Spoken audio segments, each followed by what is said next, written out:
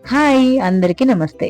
మునగాకు తెలగపిండి కూర ఏ విధంగా వండాలో చూపించబోతున్నాను. అలాగే మునగాకు తీసుకోవడం వల్ల మనకి చాలా పోషకాలు లభిస్తాయండి. మునగాకులోని విటమిన్ ఏ, అలానే విటమిన్ సి రోగనిరోధక శక్తిని పెంచే గుణం ఇందులో ఉందండి. తర్వాత ఇందులో కాల్షియం శాతం ఎక్కువగా ఉందండి. అంటే కీళ్ళ నొప్పులవి రాకుండా ఉంటాయి.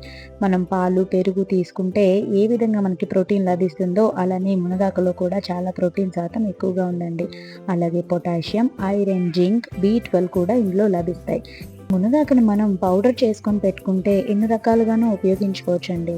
పౌడర్ని మనం ఒక గ్లాస్ మజ్జిగలోని కలుపుకొని నైట్ భోజనం అయిన తర్వాత తాగితే చక్కగా స్కిన్కి ఏజెంట్గా పనిచేస్తుంది.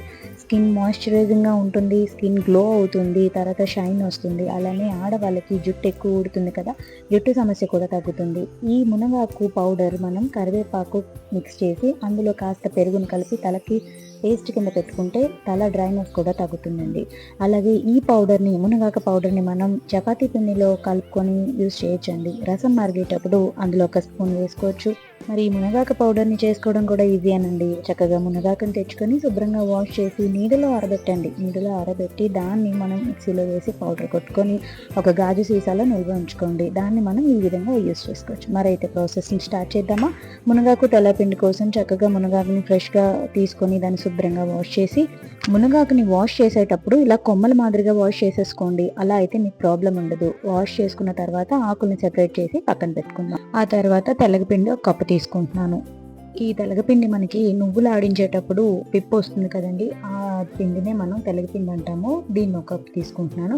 ఇప్పుడైతే ఈ కూర కోసం మనం ఉల్లిపాయలు, పచ్చిమిరపకాయలు పీసెస్ని కట్ చేసుకున్నాం. ఆ తర్వాత పోపు కోసం వెల్లుల్లి, జీలకర్ర, ఎండుమిర్చి, కరివేపాకు, అలాగే మనం సెపరేట్ చేసి పెట్టుకున్న ఈ మునగాకు, అలాగే ఒక కప్పు తెలగపిండి. మరైతే ఇప్పుడు ప్రాసెస్ని స్టార్ట్ చేద్దాం. స్టవ్ వెలిగించుకొని ఒక కళాయి పెట్టి అందులో కాస్త ఆయిల్ వేసి ఈ వెల్లుల్లిని శుభ్రంగా దంచుకొని ఆయిల్లో వేసి ఫస్ట్ ఫ్రై చేసేయండి. ఇలా ఫ్రై అయిన దాంట్లో మనం కాస్త జీలకర్ర వేద్దాం. జీలకర్ర కూడా వేసి ఫ్రై చేసేయండి. ఆ తర్వాత ఎండుమిర్చి, తర్వాత కరివేపాకును కూడా వేసేసి ఫ్రై చేసుకుందాం.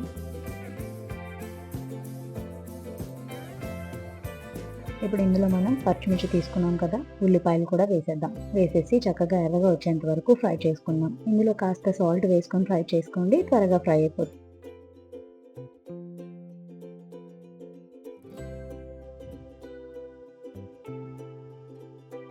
కాస్త పసుపుని వేసేద్దాం. వేసి ఫ్రై అయిన తర్వాత మనం సెపరేట్ చేసి పెట్టుకున్న మునగాకు ఉంది కదా, దాన్ని ఇందులో వేసి చక్కగా మొత్తం అంతా కలిపేట్టుగా కలిపేసుకోండి. ఈ మునగాకు కాస్త డ్రైగా ఉంటుంది కదండి, అంత త్వరగా కలదు. కాస్త గరిటె పెట్టి ఒక 5 నిమిషాల పాటు కలిపేయండి. ఇలా కలుపుకున్న తర్వాత మనం మూత పెట్టేసుకోండి. ఒక్క 10 నిమిషాలు ఇలా మగ్గిన తర్వాత మనం ఇందులో కారం, ఉప్పు వేసేసుకుందాం. కూరకి మనం సరిపడా కారాన్ని, ఉప్పుని కూడా ఇప్పుడే వేసేసుకుందామండి. మనకి తెలగపిండి కాస్త తీగా ఉంటుంది కదా, దాన్ని బట్టి మీరు చూసుకొని వేసుకోండి కారం. తర్వాత మూత పెట్టుకొని ఒక 5 నిమిషాలు ఇలా కారం, ఉప్పు మగ్గిన తర్వాత ఓపెన్ చేసి మొత్తం అంతా దగ్గరగా అయిన తర్వాత మనం ఇందులో వాటర్ వేసుకున్నాం. నేను ఒక కప్పు తెలగపిండి తీసుకున్నాను కదా, దాంతో నేను ఒక 3.5-4 కప్పుల వరకు వాటర్ వేసానండి. తెలగపిండి మనకి వాటర్ అనేది ఎక్కువగా అబ్జర్వ్ చేస్తుంది, అలానే అది మనకి ఉడకాలి కూడా. దానివల్ల కాస్త ఎక్కువ వాటర్ పడుతుంది. ఇలా మూత పెట్టి 10 నిమిషాలు మనకి ఇలా మరిగిన తర్వాత మూత తీసి, ఒక కప్పు తెలగపిండి తీసుకున్నాం కదా, ఆ తెలగపిండిని ఇందులో కొంచెం కొంచెంగా వేస్తూ మిక్స్ చేస్తూ అంతా కలిపిన తర్వాత ఉండలు లేకుండా కలిపేసుకోండి. మరుగుతున్న నీటిలో వేస్తున్నాం కాబట్టి తెలగపిండి వేసేటప్పుడు కాస్త జాగ్రత్తగా కలుపుకుంటూనే ఉండాలండి, లేదంటే గట్టి గట్టిగా ఉండల కింద ఉండిపోతుంది. ఇలా మొత్తం అంతా కలిపిన తర్వాత కాస్త నాకు ఉప్పు, కారం సరిపోలేదు అంటే చెప్పాను కదా కాస్త తీగా ఉంటుందని, దానివల్ల కాస్త ఉప్పు, కారం వేసుకొని అంతా మొత్తం కలిపిన తర్వాత మూత పెట్టేసుకోండి. ఇప్పుడు మనం ఈ కూరలో వేసుకున్న నీళ్ళంతా దగ్గరగా మగ్గేంత వరకు మూత పెట్టి ఉడికించుకోండి. మనకు ఒక పావు గంట 20 నిమిషాలు పడుతుందండి టైము. ఇలా దగ్గరగా మగ్గిన తర్వాత అప్పుడు మనకి కూర రెడీ అవుతుంది. మధ్య మధ్యలో ఒకసారి కలుపుకుంటూ మూత పెట్టి సిమ్లో పెట్టుకొని ఉడికించుకోండి. ఇప్పుడు వాటర్ అంతా తెలగపిండి అబ్జర్వ్ చేసుకున్న తర్వాత మనకి కూర రెడీ అయిపోతుందండి. ఇది మనకి సేమ్ ఎగ్తో ఉక్కరు చేసుకుంటాం కదా, అలా ఏ విధంగా వస్తుందో అలా వస్తుంది.